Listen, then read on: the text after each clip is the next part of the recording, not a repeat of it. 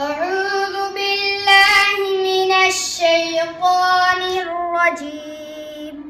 بسم الله الرحمن الرحيم.